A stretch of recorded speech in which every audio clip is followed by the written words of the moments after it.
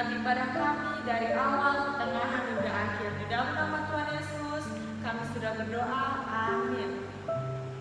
Kita akan memuji dan memuliakan nama Tuhan. Kita menyanyikan lagu Hari Ini Kurasa Bahagia.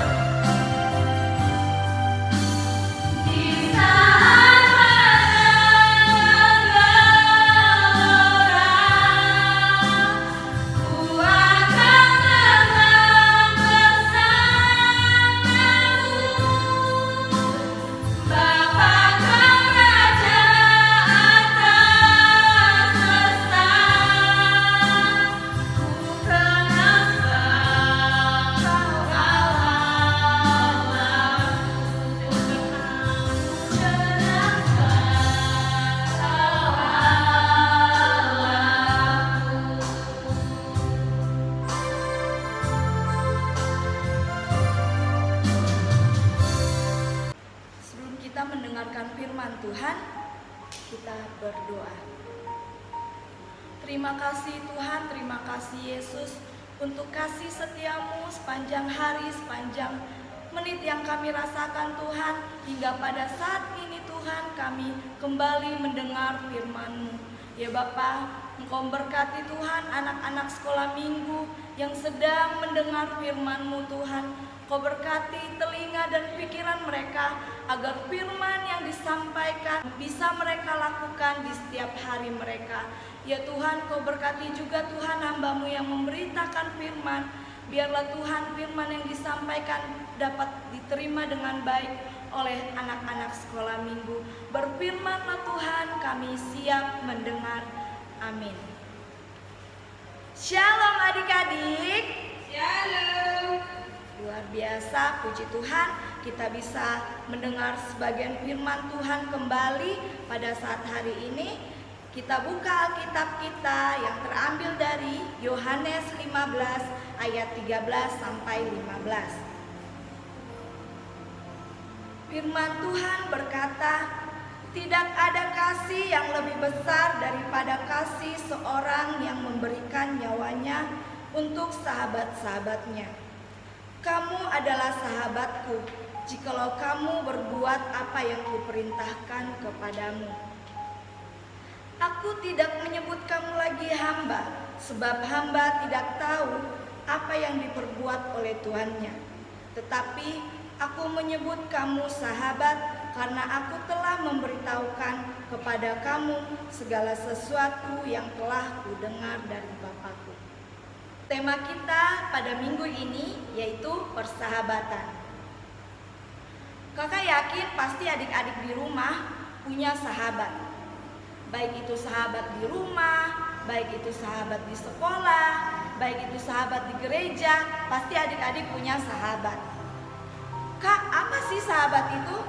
Sahabat itu adalah seseorang yang bersedia mengorbankan segala yang dia punya atau segala yang berharga dia punya, seperti nyawa sekalipun dia siap berkorban untuk sahabatnya. Persahabatan itu bisa menimbulkan keselamatan, bisa juga persahabatan itu bubar karena saling mengkhianati satu sama lain atau mengingkar janji. Nah, pada uraian ayat 13 ini Tuhan mengatakan tidak ada kasih yang lebih besar daripada kasih seorang yang memberikan nyawanya untuk sahabat-sahabatnya. Di sini kita ngomongin persahabatan tentunya tidak jauh dengan kata kasih dan cinta. Nah, ada beberapa hal yang kita perlu pahami tentang cinta. Pertama, cinta itu aktivitas memberi. Tidak cukup dengan perkataan atau cuman mengatakan kita mencintai seseorang atau kita mengasihi seseorang. Cinta itu aktivitas memberi. Kita harus mengorbankan apa yang kita punya. Seperti kita mengasihi orang miskin. Tidak cukup dengan kita bilang kita mengasihi dia, aku mengasihi dia, aku mencintai dia.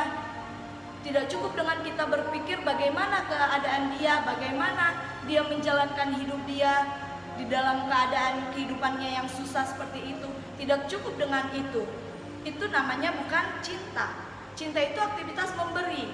Yang pastinya kita harus memberi apa yang kita punya yang bisa membantu orang miskin tersebut. Yang kedua, cinta itu memberikan nyawa. Apa itu nyawa? Nyawa itu adalah sesuatu yang berharga yang dimiliki setiap manusia. Dan manusia itu cuma punya satu nyawa. Kakak cuma punya satu nyawa, adik-adik di rumah cuma punya satu nyawa. Tidak ada yang mempunyai 2 atau 3 nyawa, karena kita diberikan Tuhan hanya sekali untuk hidup dalam dunia ini. Nah, makanya dibilang nyawa itu adalah sesuatu yang sangat berharga, sesuatu yang sangat bernilai. Nah, cinta yang mengorbankan nyawa itu adalah cinta yang totalitas. Cinta yang mengorbankan nyawa itu adalah cinta yang tidak mengharapkan imbalan atau balasan dari seorang tersebut.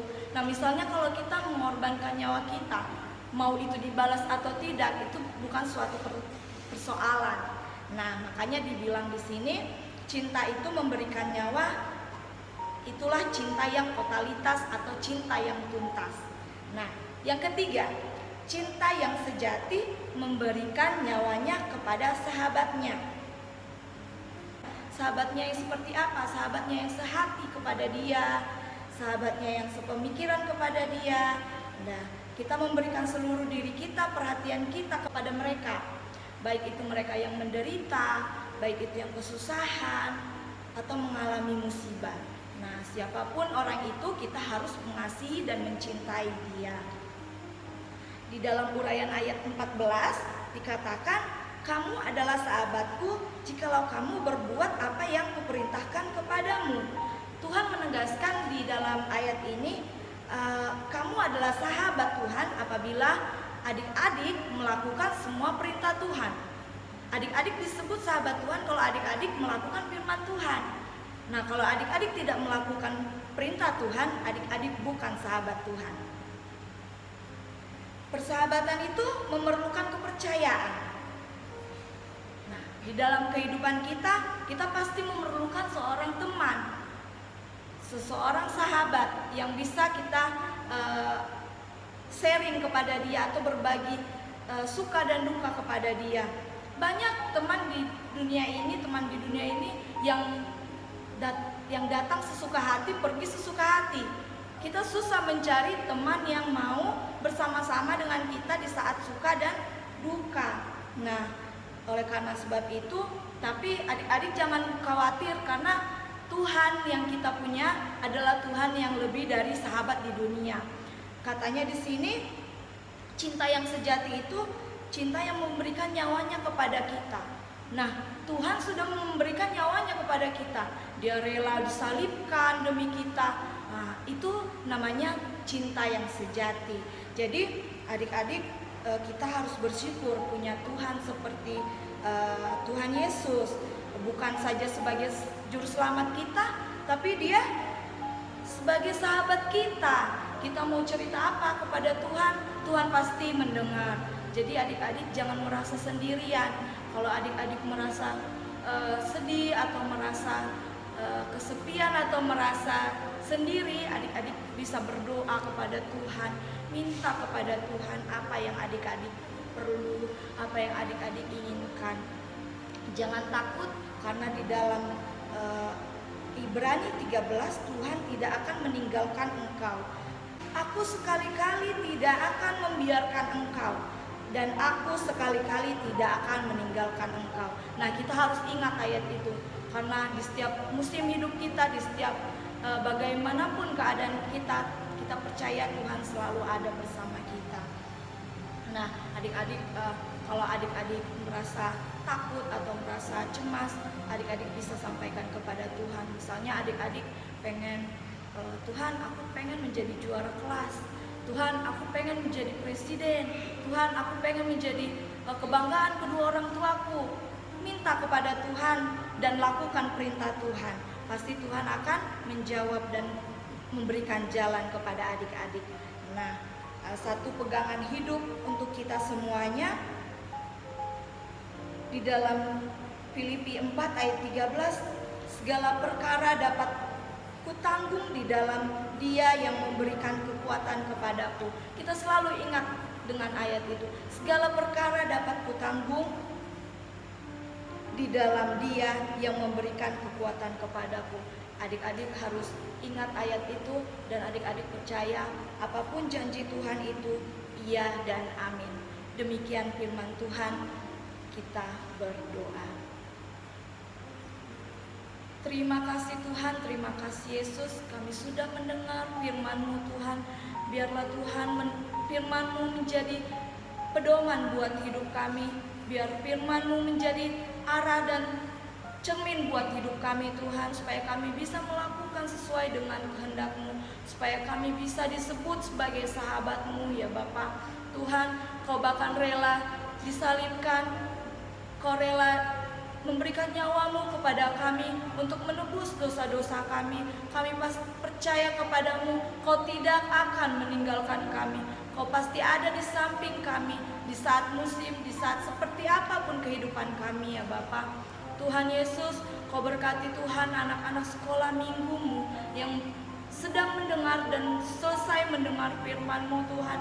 Semoga mereka dikaruniai Tuhan hikmat daripadamu. Kau berkati juga Tuhan orang tua yang membimbing pada saat ini Tuhan. Kau berikan kepada orang tua kesabaran untuk mendidik anak-anak kami ini Tuhan menjadi anak-anak yang berguna, anak-anak yang dengar-dengaran, yang takut akan Engkau ya Bapa. Terima kasih Tuhan, terima kasih Yesus. Kami siap berdoa dan mengucap syukur. Amin. Nah, adik-adik, kita sudah mendengarkan sebagian